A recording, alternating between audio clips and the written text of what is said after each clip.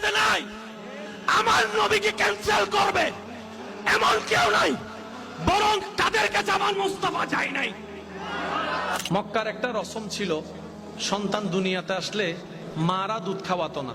বাহির থেকে কিছু মারা আসতেন বাচ্চাদেরকে নিয়ে, কিছু দুনিয়াবি স্বার্থ যেগুলা মানে টাকা পয়সার লেনদেন, এটার বিনিময়ে বাচ্চা নিয়ে যেতেন, পেলে টেলে বড় করে দিতেন। একটা রসম।